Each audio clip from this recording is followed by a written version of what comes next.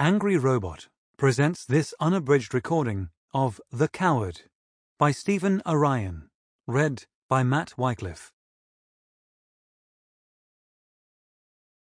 For all of those who have served, past or present, in the armed forces. Part 1. The Legend Rides Out. Chapter 1. 12 rode forth. 12 answered the call. 11 heroes, and a boy of no deeds at all. 1 rode home. 1 brave lad, who saved the world from eternal darkness. Excerpt from the saga of Kell Kressia by the bard Pax Medina. Kell Kressia, slayer of the Ice Lich and saviour of the 5 kingdoms, tripped on a rake and fell into a pile of horseshit.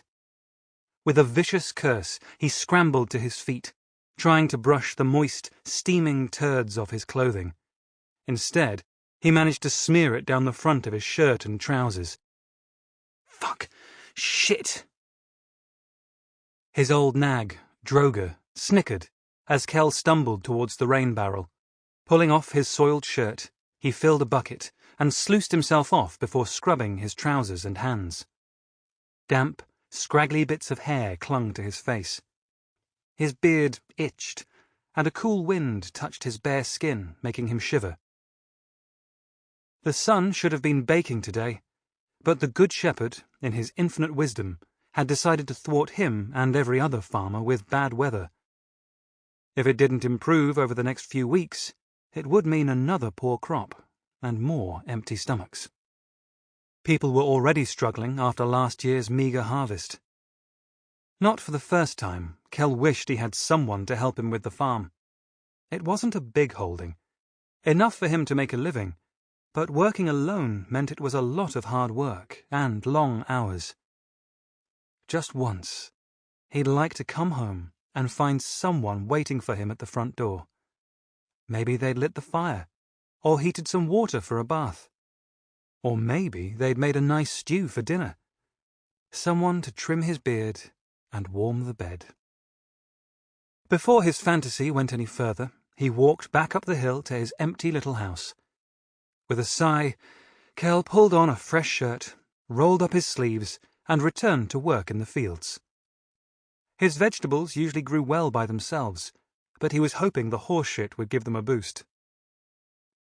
"I should sell you to the chote," he said to Droger, while collecting turds. "They drink horse blood, you know." Droger said nothing. He just dropped another huge steaming pile and went back to chewing grass. Kell laughed and patted the old horse with affection. By the time his chores were done for the day, it was getting late. The market would be closing soon, and the streets would be quiet, which he preferred. In search of a meal cooked by someone else for a change, he hurried into town. Hanage was a good place to live because of the lake, the dense forests, and the rich black soil. There was always plenty of work, so that meant a fair amount of money flowing in and out of town. It also helped that King Bledsoe, who was a sneaky old bastard, kept carving up parts of his territory and selling them off. He even gave some bits away for free, out of the goodness of his heart. Scrubland and rocky holdings on hillsides that most people couldn't farm. And yet, the settlers were smart, and somehow always made it work, raising hardy sheep or goats.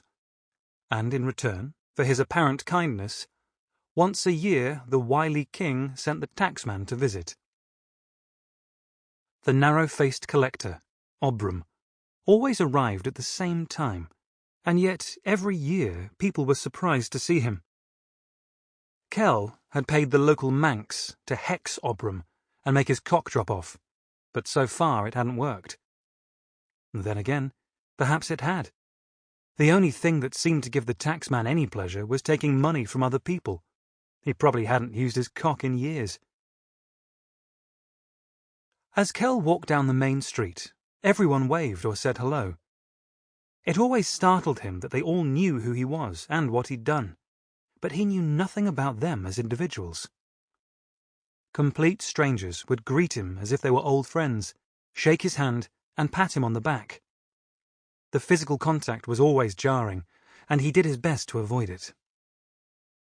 As he skirted the edge of town, Kell waved to those that greeted him, but didn't stop to exchange small talk with anyone. He never remembered their names, as he spent as little time as possible in town, and there were too many new faces to keep track. Despite his infrequent visits, Kell noticed there had been significant changes over the last few years. There were a lot more visitors from across the 5 kingdoms. Those in the rugged north were suffering where the weather was cooler and the land more barren. Traders from far and wide, even pasty Corvinese, were now bringing in more fruit and vegetables from across the narrow sea. There was always a stream of travellers passing through town, either heading west to the capital Thun, or east to Lawsey, the holy city, and beyond to the coast. As he entered the market, Kell's nose was assaulted by a range of smells. Questionable meat, combined with heady spices and medicinal herbs, created a blend that wasn't appealing. Normally the market would be full of noise and people, but at this hour it was quiet and felt abandoned. He'd timed it perfectly. At the centre of the market, most of the stalls were packing up for the day. But Dos Mohan was still there, sharpening his razor on a leather strop. All of the awnings were white or yellow to ward off the sun, but the barber's was dyed in the traditional pale blue. A thick wooden pole, as wide as Kell's leg and as tall as a man, stood at the front of the tent. It was painted in hoops of red and white to announce Mohan's honourable profession. Mohan was at least 60 years old, so the intricate blue tattoos on his arms and cheeks had faded over the years. The designs were also partially hidden by the wrinkles on his weathered face. He'd been living in Hanaj almost 10 years, so Kell considered him a local, despite being one of the vicious Chote. In the past, they'd rarely ventured outside their territory, but in the last 30 years, they'd begun to explore the lands of their neighbours. "Ah, here he is, the big hero man," said Mohan, showing off huge white teeth. The barber insisted it was because he scrubbed them every day, but Kell was convinced they were painted wood. "You need a shave? A haircut? You have a bad tooth?" Just a shave, if you have time," asked Kell. "For you? I always have time," said Mohan, slapping the padded chair. As Mohan pulled on his short white apron, Kell tried to get comfortable. Putting his trust in someone was difficult, especially when they wielded a razor, but over the years he'd found a strange kinship with the barber. In their own way, they were both outsiders who people smiled at in public but talked about behind closed doors. They'd struck up a peculiar friendship, and Mohan was among a handful of people that he trusted in town. "Your hair is dry and coarse like a horsebrush," said Mohan, rubbing Kell's scalp. "Do you want me to cut it? Put on some resin?" "Maybe next time. I don't want to keep you from getting home. I know it upsets your wife when you're late."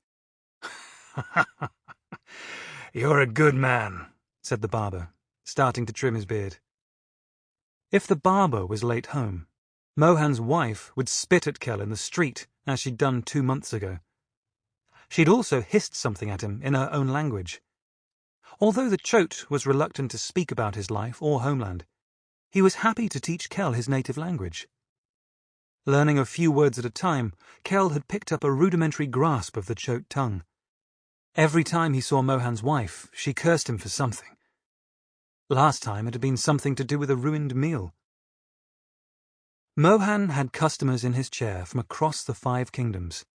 Many came just to say they'd seen a Chote up close without being stabbed in the face. As a whole, Mohan's people had a fairly aggressive reputation, and with good reason. There was a long history of feuds between them and the neighbouring kingdoms. It was only 100 years ago that an uneasy form of peace had been established. Most people thought they were... Sample complete. Ready to continue?